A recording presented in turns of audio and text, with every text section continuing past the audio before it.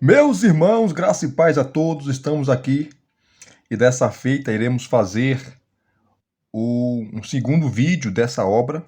Muitos irmãos pediram, né? E eu estarei fazendo aqui o segundo vídeo, que é esse, sobre essa obra. Assista o primeiro vídeo, onde eu mostro a introdução, onde eu falo da Karen Jobs. E só aqui uma pincelada, ela é PhD, doutora em Novo Testamento, ela é doutora em exegese e hermenêutica, é doutora na Septuaginta, que é a tradução do Antigo Testamento para o grego, tá? E que os escritores do Novo Testamento usaram, como Pedro, Judas, Paulo e por aí vai. Então, Karen Jobs, ela também assumiu a cátedra, a cadeira de Gerald Hawthorne. Gerald Hawthorne, ele foi um dos responsáveis, comentarista e também organizadores do dicionário de Paulo e suas cartas. Tá? O dicionário de Paulo e suas cartas, que eu também já fiz aqui o review desse esplêndido dicionário. Tá? Então, é uma erudita. E aqui, esse se torna aqui no Brasil o melhor comentário de Pedro, 1 Pedro, por quê? Porque é o comentário exegético. Ela vai pegar o original, tá? O grego. E a partir do grego, ela vai trabalhar aqui, ela trabalha a exegese, tá, das palavras, o significado das palavras, juntamente com a aplicação. No final, ela sempre faz uma aplicação para nós. E a carta de 1 Pedro, o contexto que ela foi escrita é o contexto de perseguição, é um contexto totalmente difícil para aqueles cristãos que viviam ali espalhados, né, na Ásia Menor. Isso aqui é interessante. Então eu não vou mostrar aqui, tá, o sumário que eu já mostrei no primeiro vídeo. Eu já vou direto para os comentários, tá? E vamos aqui, ó, mostrar para vocês. Lembrando que esse é o segundo vídeo, né? Você tem aqui... Vamos primeiro aqui para... Deixa eu correr aqui, ó. No primeiro vídeo eu mostrei para vocês a introdução, né? E nesse aqui nós vamos direto para o comentário. Olha aqui, ó. Você tem o texto, exposição e notas. E é interessante que aqui... Deixa eu aproximar para vocês verem aqui, ó. Pronto.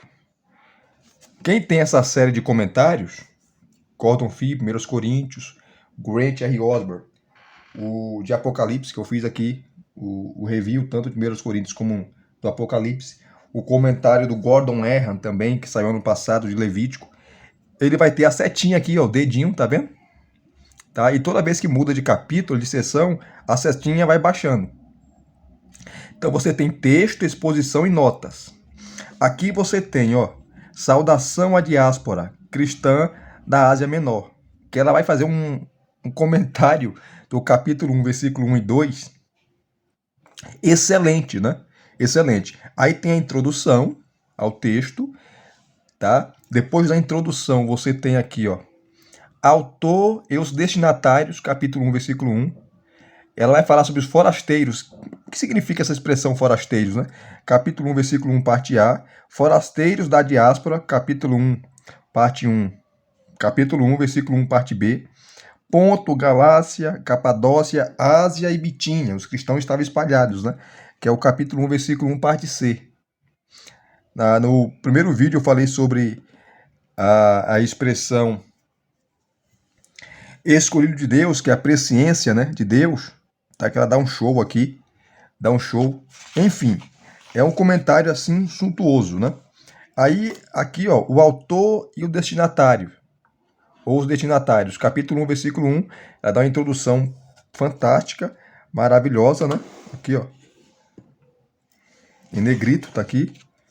Para depois ela comentar, tá?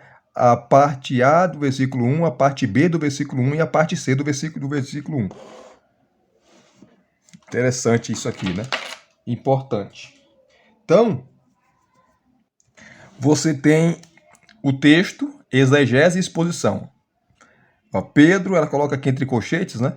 Esta carta é de Pedro, apóstolo de Jesus Cristo, aos eleitos forasteiros da diáspora em Ponto, Galácia, Capadócia, Ásia e Bitínia. Então ela começa aqui dizendo, ó, a maioria dos intérpretes modernos entende que o tratamento dos leitores de Pedro como forasteiros seja uma metáfora para descrever o relacionamento do cristão com o mundo. Em virtude da fé em Cristo, o seu lar, o céu é o seu lar, ou o céu é o lar, e os cristãos, portanto, estão de passagem neste mundo como forasteiros. Tá? No primeiro século, o termo grego parapidemos, tá? Cujo plural é parapidemoi, era usado para designar alguém sem a cidadania do lugar no qual residia, sendo, portanto, visto como forasteiro. Então, é que nem uma pessoa hoje que vive aqui no Brasil, mas não tem RG, não tem CPF, tá? Vive como forasteiro, né? Aqui não é a sua pátria. Essa é a ideia. A falta de cidadania significava que essas pessoas não usufruíam dos direitos e privilégios totais de cidadãos. Além disso, como estrangeiros, não se esperava que tivessem necessariamente os mesmos valores e costumes da sua cultura anfitriã. Por causa dessas diferenças, os estrangeiros eram quase sempre vistos com suspeitas e tidos como potencialmente subversivos para a ordem social estabelecida, atitude comum ainda hoje. E é verdade, né? J.H. Eliot, um grande estudioso, exegeta do Novo Testamento, né? Argumenta que esse termo deveria ser entendido como uma descrição da situação sociopolítica real das pessoas a quem Pedro estava escrevendo antes da conversão delas a Cristo. Conversão que apenas as pôs ainda mais à margem da sociedade dominante. Porque ser cristão naquela época era ser perseguido, né? Era a escória da sociedade. Embora não seja convincente para a maioria dos intérpretes, o argumento de Eliot chama atenção para a questão do contexto social e histórico dos destinatários e para a ocasião que deu razão à escrita da carta. Interessante aqui, que ela vai citar vários teólogos, né, eruditos que seguiram aí Eliot. O presente comentário, tá? Aqui é a posição dela agora. O presente comentário considera a possibilidade de as pessoas a quem Pedro escreve serem cristãos procedentes de Roma, deportados para as colônias romanas da Ásia Menor durante uma das várias expulsões ocorridas no primeiro século. Aqui ela vai falar aqui, ó, veja a colonização romana e a origem de 1 Pedro na introdução, que ela fala sobre isso. Pedro, o apóstolo associado com Roma, usa a experiência desorientadora desses cristãos para os instruir e animar conforme o seu entendimento de que, em sentido real, todos os cristãos são forasteiros no lugar em que residem, porque a nossa habitação não é aqui, a nossa pátria não é aqui, a nossa pátria está nos céus. Então, nesse sentido, todos nós cristãos somos forasteiros, porque nosso lugar não é aqui, nosso reino está nos céus. Não importa onde estejam vivendo, sempre que os valores e os costumes cristãos entrarem em conflito com os da sociedade dominante. Pedro descreve seus leitores, uma vez mais, como parapidemoi, no capítulo 2, versículo 11.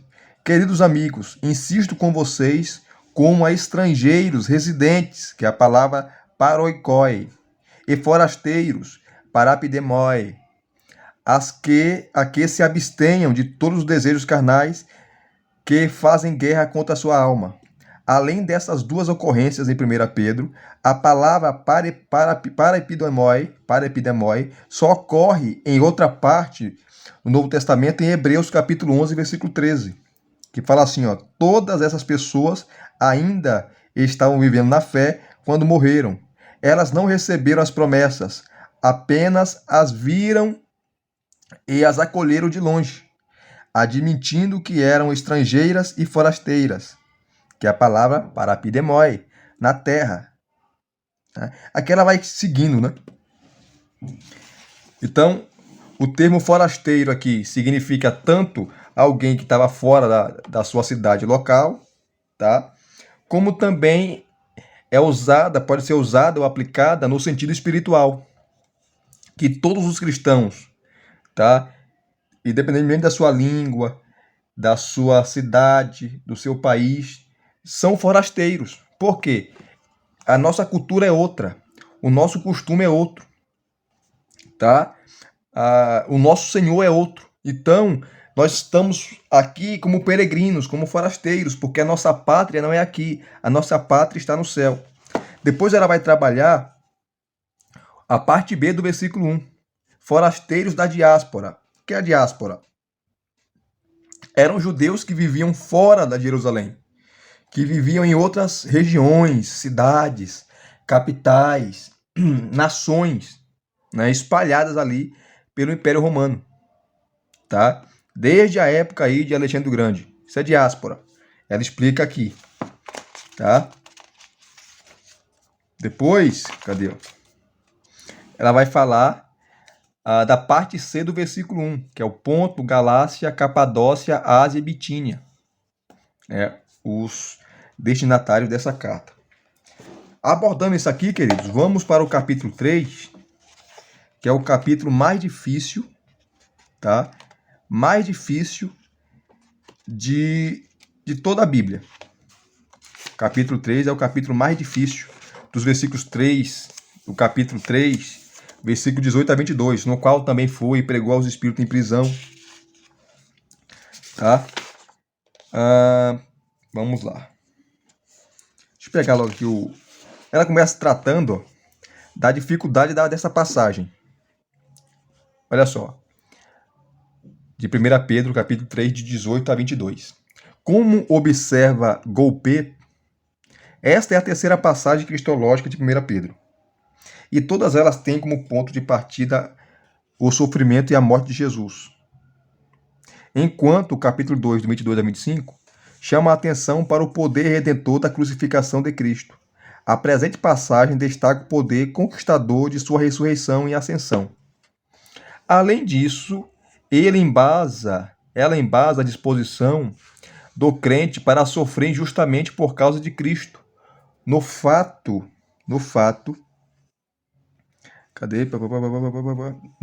da disposição de Cristo para sofrer injustamente por causa dos crentes, a fim de levá-los a Deus.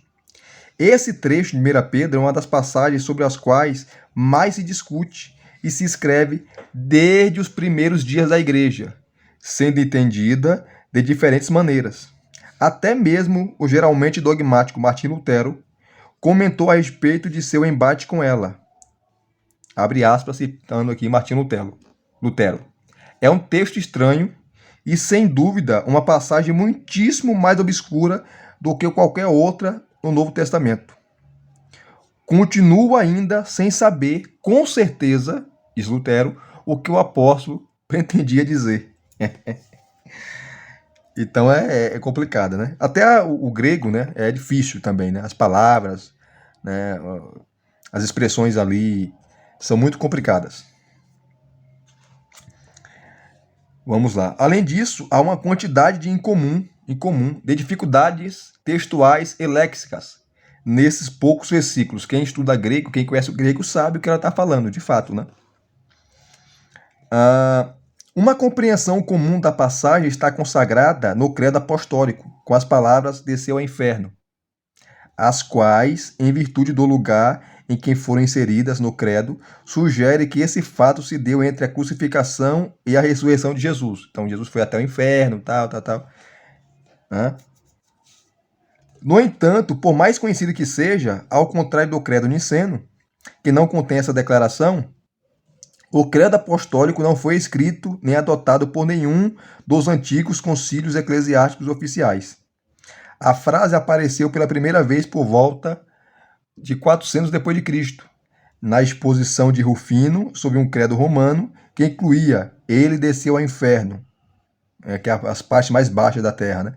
Em lugar de e foi sepultado. Portanto, segundo parece, o desceu foi durante algum tempo apenas uma forma expressiva de referir ao sepultamento, ou a descida à sepultura, a morte dele, né? Sendo ainda assim entendida pelo Catecismo Maior de Westminster. Pergunta e resposta, número 50. Quem tem a Bíblia de Estudo da Fé Reformada ou a Bíblia de Estudo Genebra, contém aqui o Catecismo Maior, né, de Westminster. Muitas edições modernas do Credo Apostólico omitem a declaração por reconhecerem sua redundância, agora que o consenso acadêmico abandonou, em grande medida, a interpretação do descenso, da descida de Cristo ao inferno, né? Então é interessante. Aqui ele fala aqui, ó. Depois, ó, um segundo entendimento antigo é o de que o Cristo pré-encarnado pregou o arrependimento por meio de Noé ao povo ímpio daquela geração. Essa posição é adotada até por Augusto Nicodemos, né? Então, que o Espírito de Cristo pré-encarnado, pregou o arrependimento por meio de Noé ao povo ímpio daquela geração, prestes a ser julgadas pelas águas do dilúvio. Porém, desde o surgimento da obra magistral de Dalton, tá, que é a proclamação de Cristo aos Espíritos, a passagem tem sido entendida de uma terceira forma pela maioria dos comentaristas. Ela se refere à proclamação da vitória de Cristo, em seguida à sua ressurreição, quando ele ascendeu para assumir seu lugar de direito no céu como soberano de todos. Essa intrigante passagem está cheia de problemas que obscurecem sua interpretação, dificuldades de crítica textual, ambiguidades gramaticais, incertezas léxicas e compatibilidades teológicas, além de questões sobre o contexto literário e teológico pressupostos pelo autor. Então, meu irmão, aí quem fala isso aqui é uma erudita, tá? Não é qualquer uma, não. Depois aqui, ó, ela trata o versículo 18, né? Cristo leva-nos a Deus através da morte na carne para a vida no espírito. Então ela faz um comentário aqui bem exaustivo do versículo 18, o significado, tá? O que significa, a expressão pneuma, tá? Espírito, sofrimento de Cristo. Então, fala que Cristo foi vivificado no espírito, significa que ele fala da ressurreição de Cristo. Ele foi morto na carne e depois ele foi vivificado. Então, ele morreu, mas foi ressuscitado. Então, a expressão vivificado implica ressurreição. Ela explica aqui, tá? Então, ela fala também que o texto está falando da vitória de Cristo, que ele foi morto na carne e vivificado no espírito. Então, aponta para a morte, aponta para a ressurreição e aponta para a ascensão de Cristo. Isso aqui é interessante.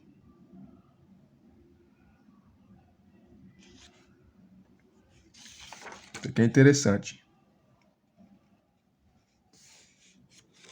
Olha que interessante. Aqui ela vai falar de Agostinho. Olha só aqui, ó. A interpretação de que o Cristo pré-encarnado, que era a posição de Agostinho, né? Pregou por meio de Noé, a geração desse patriarca tem longa e venerável tradição no âmbito da história da interpretação. Agostinho a ensinava, Tomás de Aquino a repetiu, e era corrente durante a Reforma.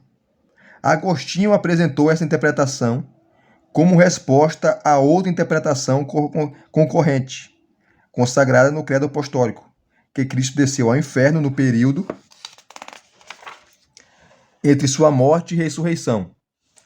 Porque essa interpretação estava fazendo surgir o problema teológico da possibilidade de conversão após a morte.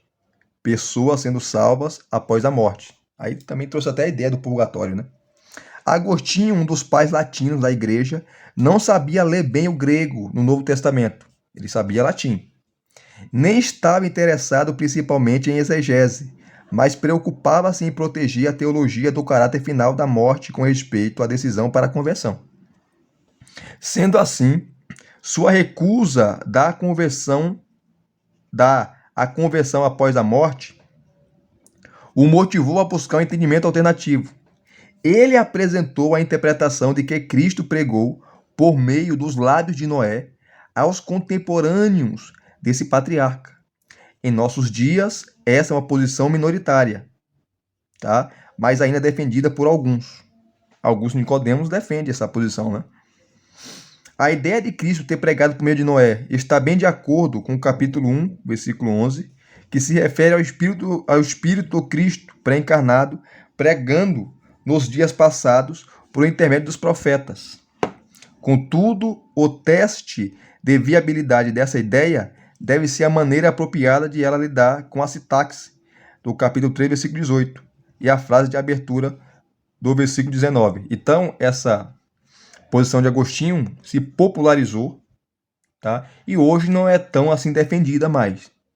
Tem os seus defensores, mas não é tão defendida como era no passado, né? Então ela vai explicando aqui, usando o grego, né? Essa passagem, né? Só o versículo 18. Cadê, ó?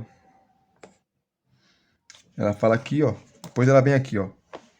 Uma segunda maneira antiga de se entender essa passagem serve para apoiar a ideia dos pais da igreja alexandrinos, Clemente e Orígenes, mencionada às vezes como os descensos ad inferos, ou a pilhagem do inferno, em que Cristo desceu ao inferno no intervalo de tempo entre a sua crucificação e ressurreição.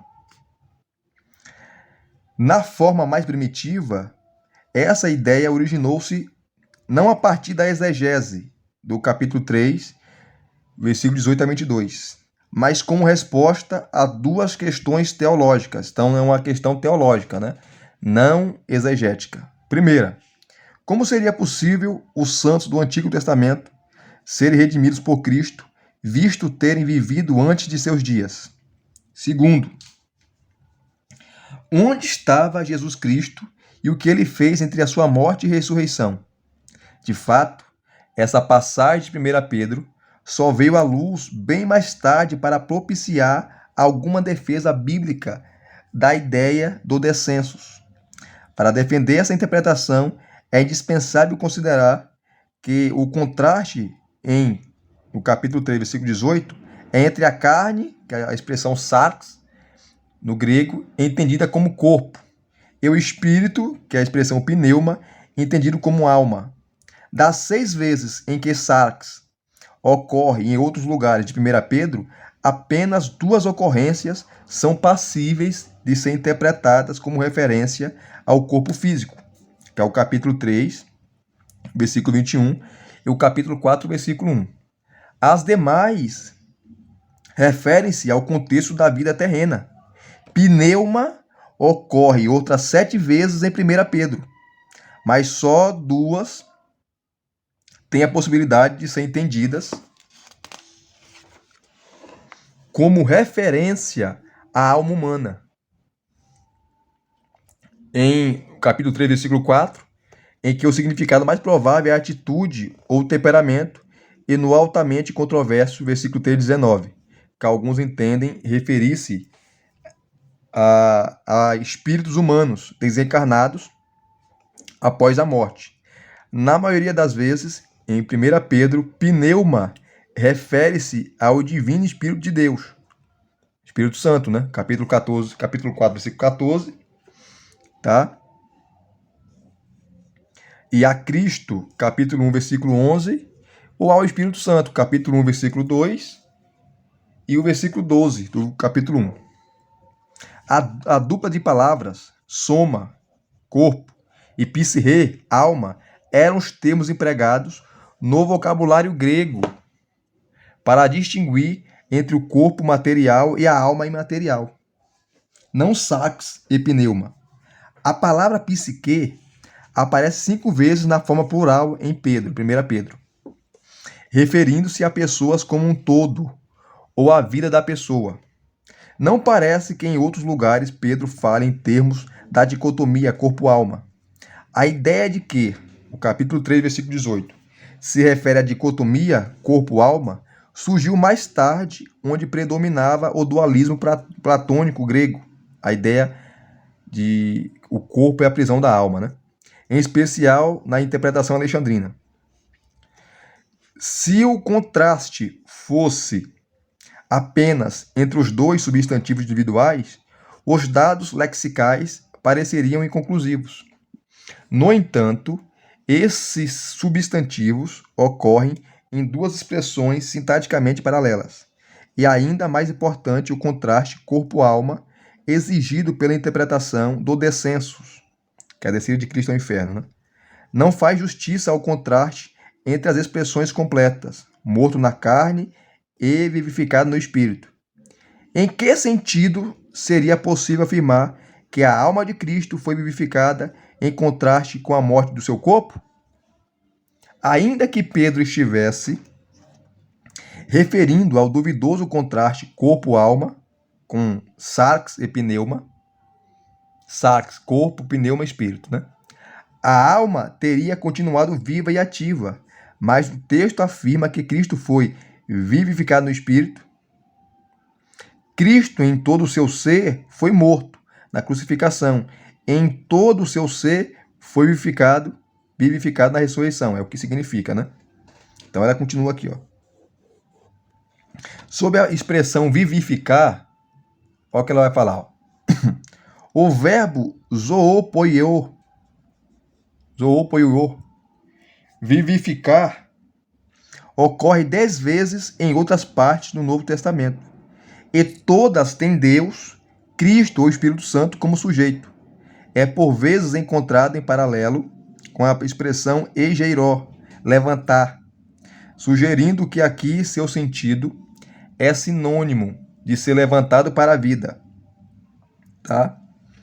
Michaels explica: se a carne for a esfera das limitações humanas, do sofrimento e da morte, espírito é a esfera do poder, da vindicação e da nova vida.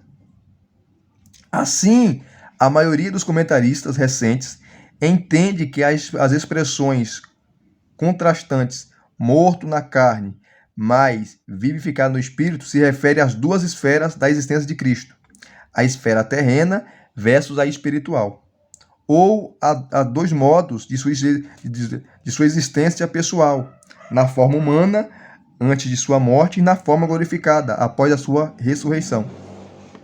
Que interessante, né? Aí ela fala aqui, ó, não é uma questão simples de decidir se a palavra espírito deve ou não, se a palavra espírito deve ou não ser escrita com inicial maiúscula, no capítulo 3, versículo 18. Em caso afirmativo, ela deve ser entendida como uma referência à realidade escatológica que o Espírito completa com a ressurreição de Cristo. Aí vem aqui, ó, a proclamação de Cristo aos Espíritos. Aqui ela vai trabalhar, tá? E vai dizer que é a opinião dela, né? Usando o contexto, ou melhor, o contexto induz a isso, que espíritos não fala de almas humanas, mas sempre se refere a demônios, espíritos malignos. Olha o que ela vai falar aqui, ó. Deixa eu pegar aqui, ó. O centro da questão exegética dessa passagem acha-se em 1 Pedro 3, 19 e 20, no qual também foi e proclamou aos espíritos em prisão, os quais em tempos passados desobedeceram quando a paciência de Deus aguardava nos dias de Noé, enquanto a arca estava sendo construída, na qual uns poucos, isto é, 8 pessoas foram salvos através por meio da água. Essa declaração dá margem às questões acerca de para onde Cristo foi, quem eram os espíritos em prisão e o que ele lhes disse.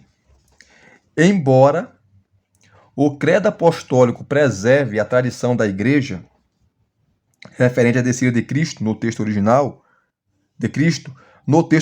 o verbo notavelmente não é catabaino, que é descer, mas o verbo mais genérico, né, que é poreomai, cujo significado é meramente ir.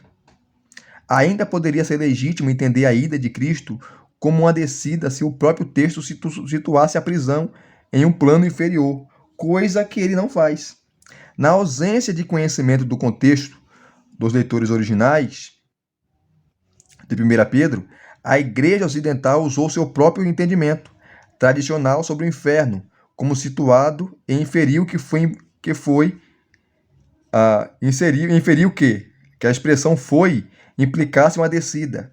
Deve-se salientar, porém, que nenhum dos títulos usados naquela época para descrever o lugar dos mortos, que é Hades, Tártaro, Sheol, é encontrado no texto.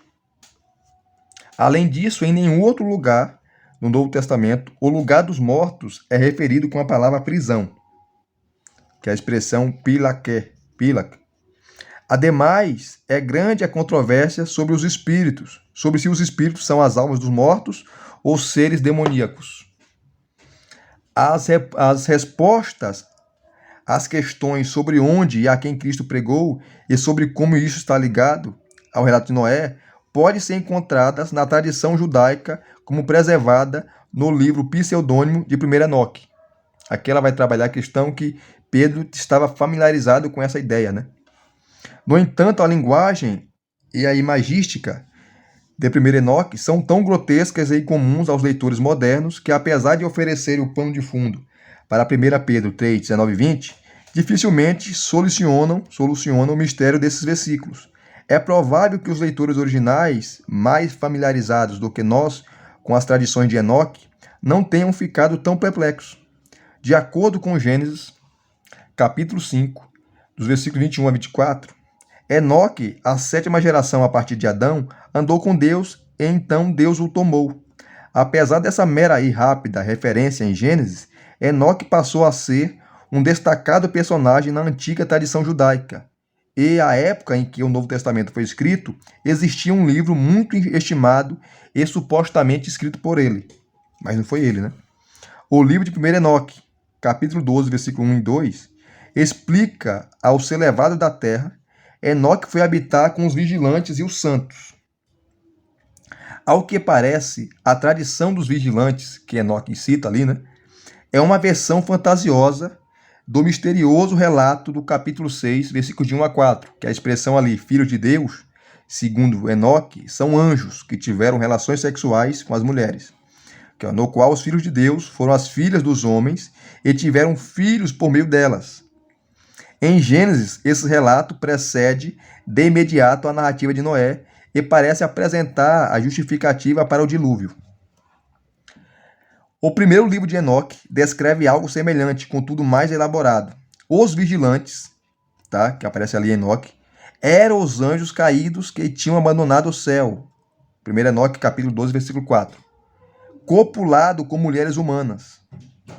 Capítulo 15, versículo 3. E gerado filhos referidos como gigantes, de cujo corpo vieram os espíritos malignos. Capítulo 15, versículo 9 de Enoque, tá? 1 Enoque. Esses espíritos malignos ensinaram às pessoas obras de vergonha, injustiça e pecado. Capítulo 13, versículo 2 de 1 Enoque. E continuaram a corromper a terra até o dia do grandioso final, até a consumação da grande era, até que tudo esteja concluído. Capítulo 16, versículo 1 de 1 Enoque. Os vigilantes apelam a Enoque para que interceda a Deus em favor deles e da descendência maligna gerada por eles. Enoque atende-lhes o pedido e retorna com a proclamação de Deus aos vigilantes. Vocês não poderão subir ao céu por toda a eternidade. Isso aqui é 1 Enoque, tá? Toda a eternidade. Mas deverão permanecer no interior da terra, prisioneiros por todos os dias da eternidade. Além disso, os vigilantes haveriam de assistir à destruição de seus filhos, mencionado como os espíritos, pois sua súplica a Deus em favor de si mesmos e de seus filhos, os espíritos, não será ouvidas por ele. Está em 1 Enoque, capítulo 14, versículos 5 e 6.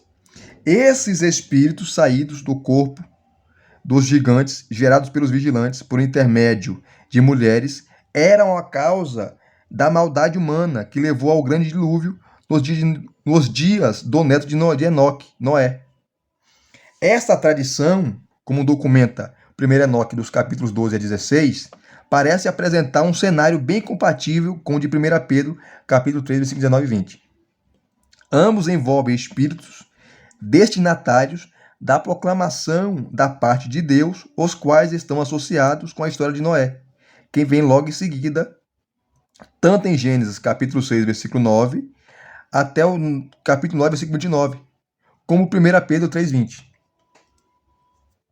Caso seja essa tradição pressuposta e subjacente a 1 Pedro 3,19, então os espíritos a quem Cristo pregou deveriam ser entendidos como anjos caídos ou espíritos demoníacos. Lembre que sempre vai usar aqui, ó, embaixo as notas de rodapé, tá? Muita nota de rodapé. Excelente. Seu aprisionamento representa, em termos espaciais, o poder restritivo de Deus sobre eles, e a mensagem de Cristo que lhes foi anunciada é a confirmação de que o dia do grandioso final, anunciado inicialmente pelo dilúvio, jaz agora sobre eles. A própria ascensão de Cristo pode ter sido a proclamação da derrota deles. Em outras palavras, o apóstolo Pedro está identificando Jesus Cristo como vitorioso sobre o mal, tanto no mundo do espírito como no mundo para todo sempre. A despeito dos vários paralelos entre 1 Pedro 3, 19 e 20 e a tradição de Enoque e Noé, alguns intérpretes questionam o uso dessa tradição como pano de fundo para a exegese, já que Pedro não menciona Enoque explicitamente. Tá? Além disso, seria preciso que os leitores de Pedro conhecessem bem o livro de 1 Enoque, para poderem reconhecer qualquer alusão a ele, coisa que alguns estudiosos consideram improvável. Eles acreditam ser muito improvável que os supostos leitores gentios de Pedro, alheios à tradição religiosa judaica, tivessem conhecimento de 1 Enoque, especialmente por se ignorar o alcance geográfico de sua importância além da igreja etíope. No entanto, a alusão de Pedro à tradição dos vigilantes não exige necessariamente o conhecimento literário do livro de 1 Enoque. É possível que esse livro guardasse uma tradição mais geral e amplamente conhecida. Muitas pessoas hoje, familiarizadas com o conceito do fogo do purgatório, não são católicas, romanas, nem têm condições de citar os textos religiosos nos quais essa doutrina está enunciada. Bastava o conhecimento genérico sobre o papel dos espíritos malignos no relato do dilúvio de Noé para justificar o argumento de Pedro. Além disso, outra evidência sugere a importância da narrativa do dilúvio para a Ásia Menor, visto ter sido lá onde se supõe que a arca atracou em terra seca. O fato de Pedro não se referir a Enoque nem fazer citações de 1 Enoque mostra que ele não está interessado em validar esse livro, nem em analisá-lo exegeticamente, antes está apenas recorrendo a uma tradição que teria sido familiar aos seus leitores. Isso aqui é interessante, né? Aos que conheciam a tradição Enoque e Noé, da condenação dos vigilantes e dos espíritos malignos que provém de seus descendentes, Pedro argumenta que a ressurreição e a ascensão de Cristo fizeram-no vitorioso sobre eles e sobre o mal que desencadearam na terra. Além disso, não há dúvida de que os residentes da Ásia Menor, tanto judeus como gentios, estavam familiarizados, ao menos, com a tradição de Noé, pois, além do relato bíblico encontrado em Gênesis, existem 4 narrativas de um grande dilúvio originárias da Ásia Menor. E é aqui que ele vai tratar, ó. Ela vai tratar sobre isso, né? A história de Noé na Ásia Menor. Eu não vou ler por causa do tempo, né? Ela vai tratar sobre a tradição que todo mundo conhecia, né? Vai citar literatura apócrifa, enfim. Depois de ela citar aqui, ó, ela vai falar sobre o desenvolvimento de interpretações alternativas. Tá? Isso aqui é interessante. Interessante. Aqui ela vai citar, ó, alguns teólogos sobre a interpretação, né?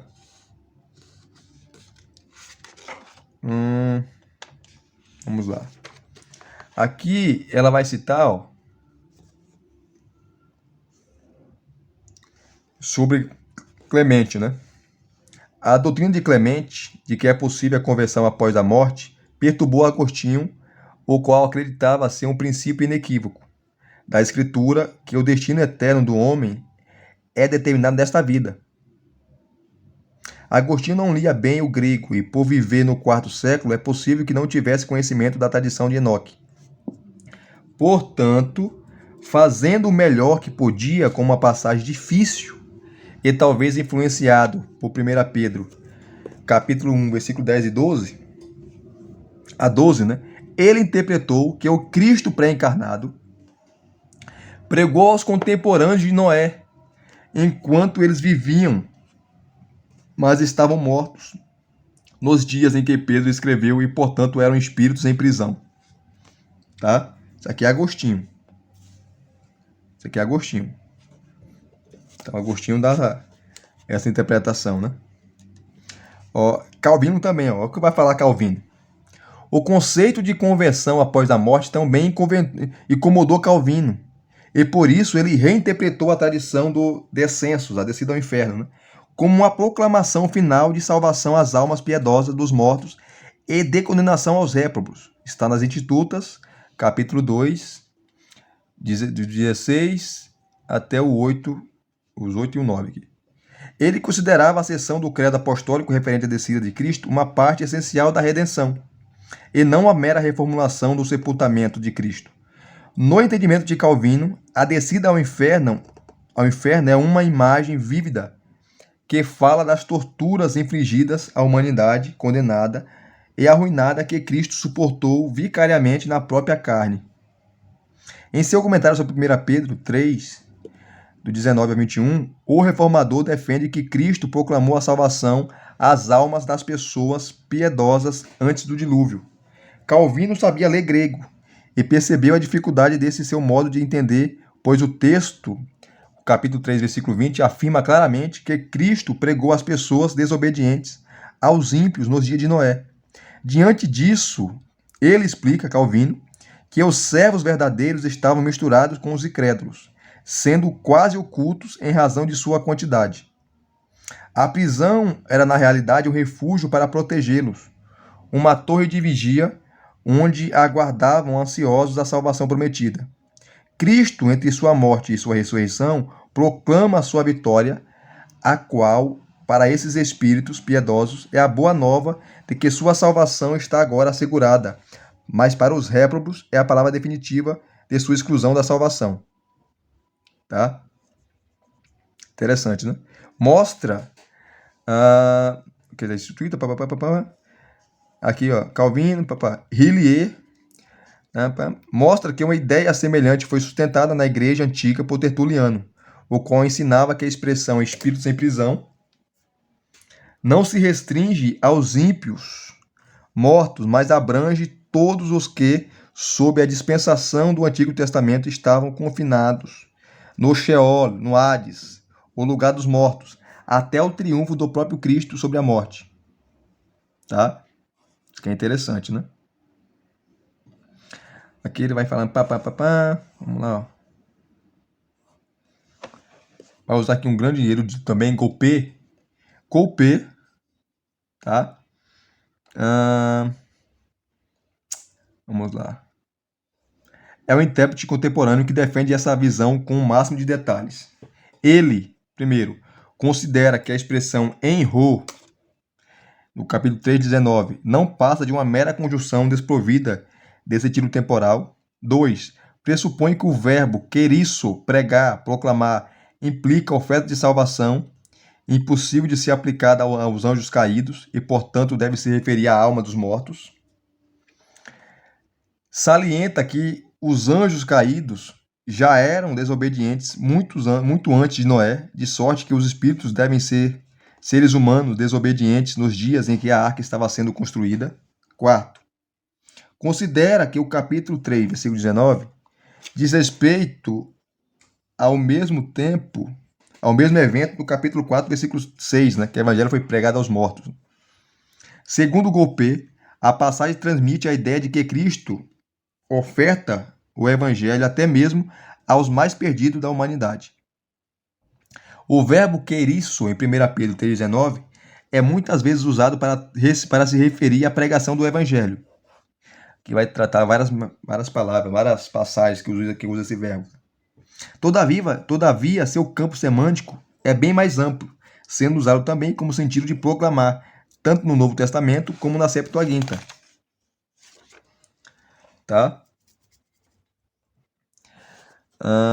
Notavelmente, o verbo mais específico para a pregação do Evangelho é a palavra evangelizomai, pregar as boas novas. Não é usado para a proclamação de Cristo em 1 Pedro 3,19. Aqui, ó, ela vai dar fazer um comentário maravilhoso para fechar a questão, né? Qualquer teoria que entenda os pneumata, espíritos, do capítulo 3, versículo 19, como referência à alma dos mortos, enfrenta o sério problema léxico sobre se essa palavra desacompanhada de outros qualificativos. Foi usada sobre essa palavra, desacompanhada de outros qualificativos, foi usada para se referir às almas mortas da literatura da época. Com base em estudos lexicais, muitos comentaristas do Novo Testamento hoje sustentam que não. Que vai citar vários eruditos, né? Vários eruditos. A palavra pneuma, especialmente em sua forma plural, né, espíritos, é usada predominantemente para se referir a seres sobrenaturais malignos. As almas dos mortos são tipicamente referidas com o termo psirrê no Novo Testamento. A única referência na qual pneuma, na forma plural, faz menção direta a seres humanos está em Hebreus capítulo 12, versículo 23. É qualificada por um adjetivo substantivado, espíritos dos justos. Então, sempre quando é um ser humano, tá, o texto qualifica como ser humano. Mas não está totalmente claro se é uma referência aos mortos. Quando, em 1 Enoque, o termo pneuma é usado para se referir a seres humanos mortos, ele vem sempre qualificado, né? Espíritos de humanos, os espíritos das almas dos mortos. Tá? Tanto os dados lexicais como a harmonia dessa passagem com a tradição estabelecida sobre a conexão de Enoque com o relato de Noé, inclinam-se a entender os espíritos aprisionados como os anjos caídos e os espíritos de sua descendência degenerada. Tá? Uma objeção à interpretação de pneumata como anjos caídos, ou em sua prole, apesar do amparo lexical, é o argumento de que somente os seres humanos foram desobedientes enquanto Noé estava construindo a arca. Os anjos caídos que produziram a descendência demoníaca com as mulheres humanas agiam assim mesmo antes de Noé entrar em cena. Além disso, de acordo com Gênesis 6,5, foi a perversidade humana, não a demoníaca, que levou Deus a trazer o dilúvio sobre a terra. Essas objeções podem ser formalmente verdadeiras e devem ser consideradas com seriedade, pois apelam à especificidade do texto.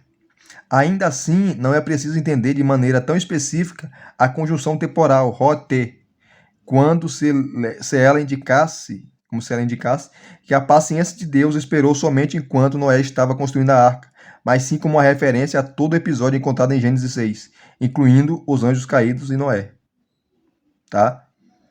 Tanto em Gênesis 6, como nas tradições extras bíblicas de Noé, Enoque e Noé, a narrativa dos anjos caídos é o prefácio da história de Noé. Em Gênesis 6 não há quaisquer outros relatos entre elas, de sorte que, logicamente, a impiedade extrema e irremediável que levou a humanidade na geração de Noé à desobediência, mesmo enquanto a arca estava sendo construída, foi causada pela influência corruptora dos anjos caídos e de sua descendência degenerada. Então, ela aqui praticamente fala, né, que segundo uma exegese do texto bem apurada, uma exegese bem exaustiva, e os dados lexicais apontam para isso, espíritos ali faz menção a demônios, a seres malignos, e não a seres humanos, tá? Então, não é uma opinião pessoal dela, é uma exegese do texto. Você pode tirar essa conclusão. E aqui nós terminamos, né, mais um review dessa obra, lendo aqui de maneira exaustiva, né, a posição dela, e você vê que é muita coisa, né? Ela tem cuidado quando ela vai expor o texto, ela expõe a exegese, não a opinião pessoal dela, ela tira do texto aquilo que o texto está ou quer dizer. Então, a exegese é isso, é chegar mais próximo, né, naquilo que o autor está dizendo, o que ele pretendeu dizer aos seus destinatários. Então, se vocês gostaram de mais um review dessa obra, deixe aqui no seu comentário, deixe o seu like, se inscreva no canal se você não é inscrito e acionem o sininho para receberem todas as notificações. Graça e paz mais uma vez. Até as próximas indicações.